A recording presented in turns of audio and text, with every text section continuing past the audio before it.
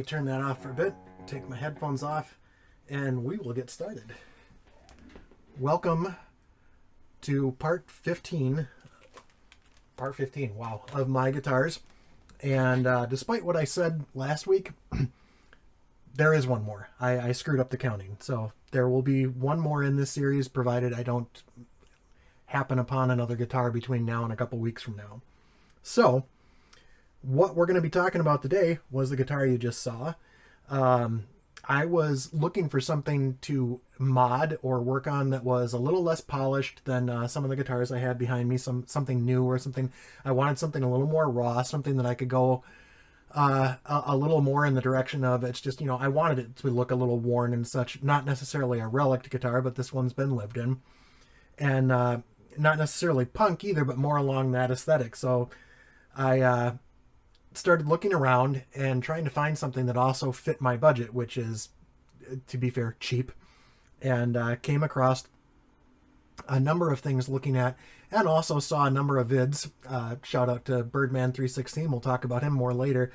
He is kind of the king of the shop Goodwill deals. If you check out his channel, he's always finding something for under $50 and finding a diamond in the rough. I think I kind of got a little bit of his luck on this one. So I did find this on Shop Goodwill. I happened to looked at the auction, and this, while it has a few dings and stuff, made it to my door for just around $60 shipped. And for the mods I have planned with that, the stuff that I want to do with it, that works out to be a good deal, because for a little over $100, I'll have kind of what I'm hoping to, and that includes the price of the guitar. So, what this was when it did come to me, other than a few dings that you can see in the finish, we'll go over that when I go through the specs.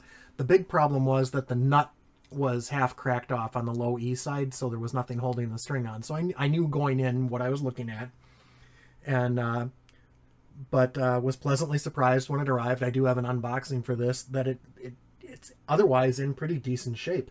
There's nothing wrong with the neck. It's not curved. It's not warped. There doesn't appear to be anything wrong with the electronics, as you could hear before. The pots aren't scratchy at all, and the pickup itself is even pretty decent, even though I do plan on replacing that. So that's how this came to me, what the idea behind the project was. Let's get a little bit into the history. I'm not going to go into the entire history of Epiphone. That would be a video unto itself if we were to do a deep dive into that. But much like the Squire that I had, I found out that it's not just the bargain, quote unquote, brand of a larger label. Epiphone, I did know, had an existence before it was purchased by Gibson, but I didn't know exactly what that was. So this is just a few details in Epiphone's storied history. They're more than a Gibson's entry-level brand. It was originally founded as its own company in 1873, which was way earlier than I would have thought. It was founded in Greece, and they specialized making lutes and fiddles. In 1903, sorry, looking at my notes again. In 1903, they came to the U.S. and branched out into guitars. And there's several. If you can look back, pre-50s Epiphones, they've got some models that are all their own. And I know they've done re-releases of them under the Gibson brand too. But they were acquired by Gibson in 1957. And the brand became a more affordable alternative for Gibson guitars. So they started, just different things. Cutting corners, not as nice tuners, maybe ceramic picks up instead of an Alnico, just to cut corners to make them more affordable. Different manufacturing locations. Production was originally in New York, then Kalamazoo, and then with production for the Epiphones finally moving to Japan, Korea, and China in the case of this one. I think some Epiphones are also made in Indonesia now. I would have to double check that for sure. And that's basically the history as it applies to this guitar. But seriously, if just search Epiphone history on Google, you'll find any number of videos and or forums, actual wiki sites. It's a very, very storied company, and they have some really, really cool guitars that were strictly Epiphone. They weren't budget models of Gibsons, or they weren't knockoffs of Les Pauls before they got acquired by Gibson. So with that, we can get a little bit into the specs of the guitar we're talking about today. What we have is an Epiphone Les Paul Jr., and you can actually call this a Les Paul because it is a model owned by Epiphone and Gibson. The year on this one is 2011, and that much I do know for sure based off the serial numbers on the back. As we get more into this, there is a website for serial numbers that just did not like the format of this one, so I wasn't able to get any complete specs on this, but based off of other listings and chatter in forums and Reddit and such, I was able to fill in some of the blanks on this. So it is a 2011. It was definitely made in China. It even has it still on the headstock. And the consensus on the serial number 2 is that so this is 1109 and then 13. 13 is the made in China plant. The weight on this, and we'll get into that when I discuss the body too. It's 6.9 pounds, which I thought was light based on what the body is supposed to be made of, but it's also a little bit thinner. It's flat. There's no comfort curves. It's basically the Les Paul version of a standard telly with no comfort cuts at all. It has a 24 3/4 inch scale, typical for Gibson Epiphone. The body itself, like I said, standard flat body, no comfort cuts. When I was looking into this, at first I thought I was dealing with basswood or maybe even particle board with a finish or veneer on it, but in the year 2011, the consensus among many different websites and forums is that, especially for the LP Juniors, when they switched to the China factory, this is a mahogany body. Likely at least a 2-piece, if not 3-piece body. It's hard to see any seam lines in there, so unless they have a veneer on top that's covering that, they did a really good job of matching pieces of wood. I suspect that might be a veneer, and then with the black finish on the back, there's no way of telling back there, so you'd almost have to look in the pickup cavity when I replace it. Maybe we'll see if I can find any seam lines. The neck is also mahogany. Hard to tell. It is painted neck, not super sticky. It is what they are calling a vintage 50s profile. It's a little chunky, but not baseball bat. It's not, I don't know if that's showing on the camera. It's not super thin, but it is a little chunkier than like a modern C or anything like that. It is a bolt-on neck. No cuts here, but still decent access to the 22 nickel frets that we have here. Epiphone headstock and logo with the Junior decal and the Epiphone logo on the truss rod cover. I've always liked that logo, that E. And then it is a 12-inch radius on the fretboard. That much I was able to confirm from various sites. As for the fretboard, most consensus says this is rosewood, but maybe a real streaky piece of rosewood. It was hard for me to tell at first. It felt extremely smooth and conditioned for having sat however long before it was sent to Goodwill and sitting however long at Goodwill. But it's in good shape. It's possible this is Indian laurel too. I've seen both. Most places point to rosewood though. And it has the pearloid marker dots. We have the nut, which was broken. The original nut was black as well, but it was a resin or plastic, a very hard plastic. I'm going to go with a resin of some sort. It did not feel like a Graphtec type nut. It was hard, but was broken. The current replacement that I have on here was supposed to be a Graphtec nut, but let that be a lesson to you when you're looking at prices on Amazon. If something seems too good to be true, it probably is, and you should take a look into the deeper reviews to see what you're getting into. For what it's worth, this works just fine. I'll put a picture up here, but when I got it, what tripped me off that this was not a quality nut, besides feeling like plastic, which I'm pretty sure it is, or a very hard plastic, maybe even a 3D printed type material, the bottom of the nut is hollow. So definitely not solid. I plan to replace this officially once I get done with all the other mods I want to do to it. The question is whether I'm going to do a dyed black bone nut or actually spend up for an actual Graphtec nut, which should be solid all the way through and be able to be cut. My concern with cutting this one is when you look at the hollow spot, I'm concerned if I have to go too deep for any of these strings that all of a sudden we're going to be cutting into the hollow, which would not be good. At that point, I'd rather just leave it like this until I can get a good nut. It's not terribly well cut, but we'll see what happens. The frets, 22 medium frets, I already said that. The pickups, it came with an Epiphone humbucker. I'm pretty sure this is ceramic. We'll know more when I go to change this out because I do have plans. The output on this is 16.22. So it's a fairly hot bridge pickup. So I plan on keeping this around. Maybe if I decide to put this back to stock at some point, or if I want to use it in a different project. What we are going to be putting into this, and this is where we're going to shout out Birdman316 again. He has an LP Junior that is similar to this. And the pickup that he put into it, this will be my first P90 guitar, or technically P94, since it's a humbucker-sized P90. And the one that, I'll put up a picture of what Birdman's sending me. It's, I believe, a Guitar Madness P94. And you can find those on eBay and Reverb. Relatively inexpensive, but everybody that's used them seems to give pretty decent reviews of how they turn out. So I'm looking forward to that. As far as the electronics go, it has full-size pots in there. I'll have to take a look when I go in to rewire everything, whether they're branded or not, and what... I'm assuming with a humbucker it's a 500K set of pots, but we'll see. But it's master volume, master tone. And... oh, I did have replacement knobs. I will... they're basically speed knobs like this, but with a skull on them. And it came with Diamondback tuners.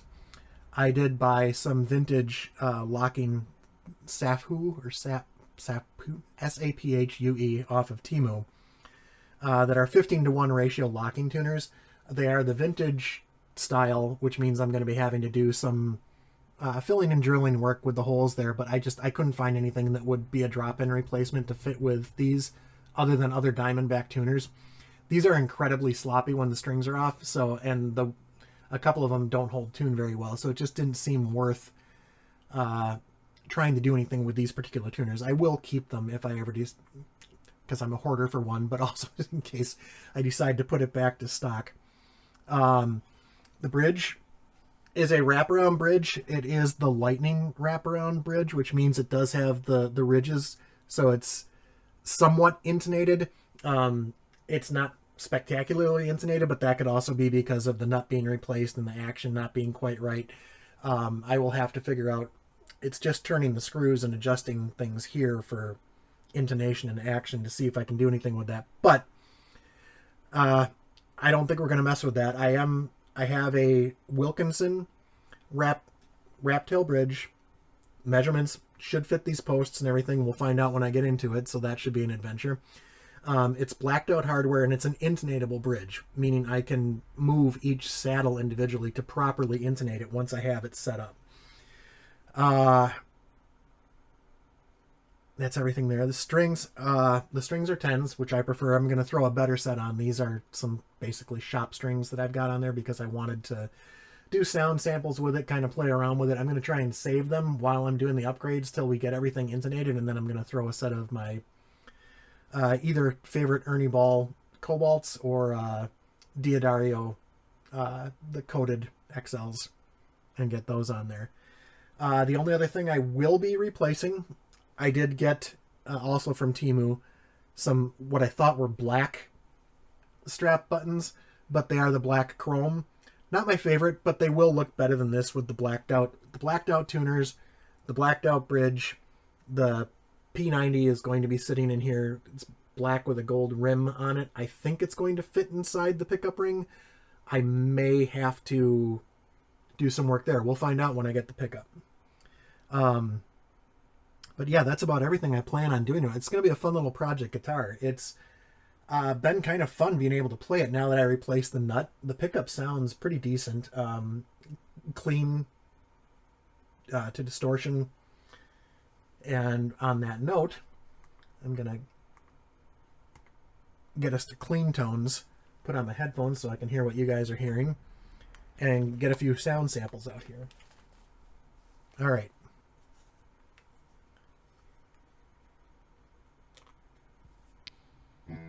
There we go.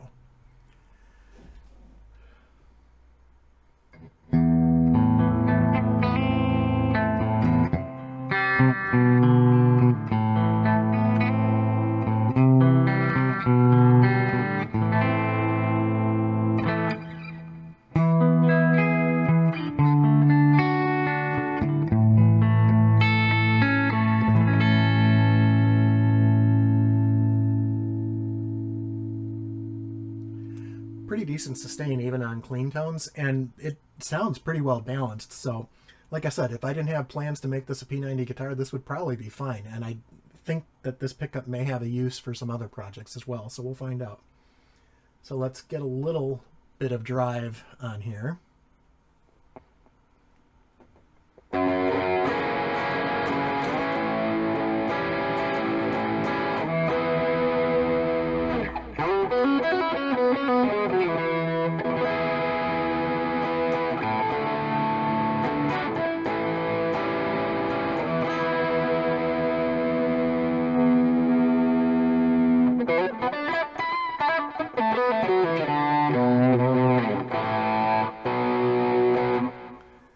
And let's just check real quick. I think I have the one string because of those diamond tuners. That's a little bit out of whack.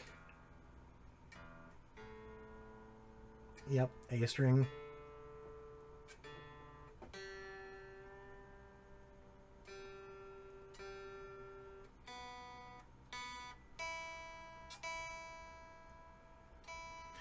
That's what I'm hoping the locking tuners in the bridge will help, as well as getting that nut properly cut or replaced if needed. All right, let's get back to the last sound sample. A little bit more high gain.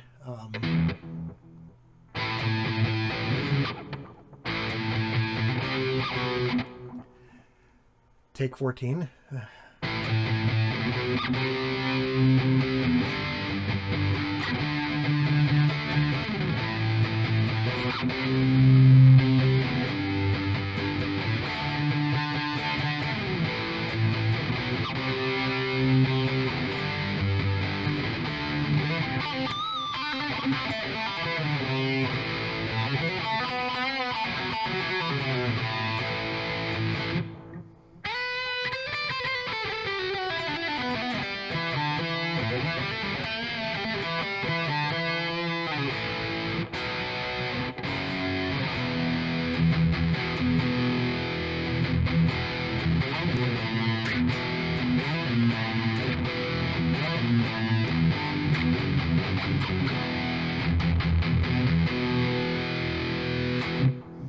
Sorry, I just wanted to add that in a little bit because this does actually chug pretty well too. So I think it's going to be a fun project guitar. Let me get my headphones off just to chat a few final thoughts about what we're going to do here.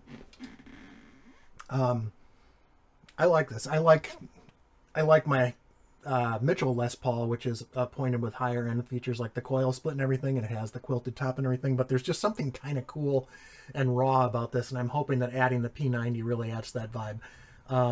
I've been wanting to try a P90 pickup, so this will be a good experiment for that. So as far as where this came from, for Shop Goodwill, you could go far worse than this. It's a decent alternative or another option to look at if you're looking for an as-is item, something for a project. You can find a diamond in the rough occasionally too, but you're probably going to pay up for that. The thing you have to pay attention to is, number one, create an account with your address and everything so you can just immediately check what the shipping prices are. That varies from Goodwill to Goodwill. Some of them are reasonable shipping, around $20-ish, depending on where it's coming from. Others have almost $50 shipping fees, which, depending on what you're trying to get, can make it not worth it.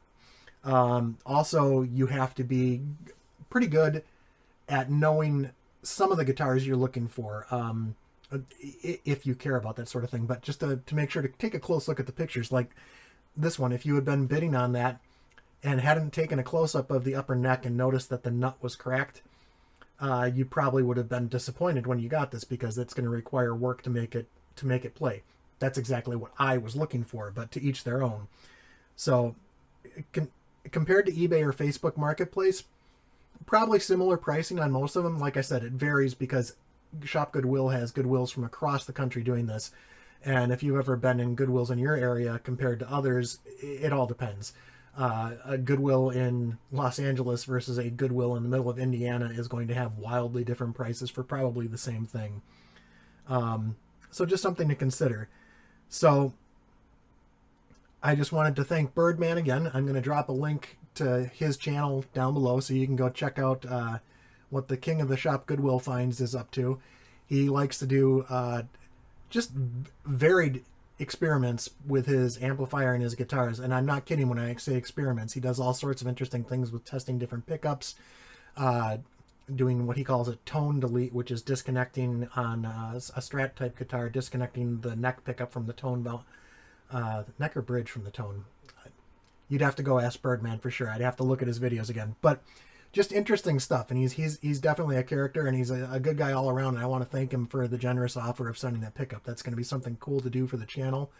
And then like he said, we'll have twins.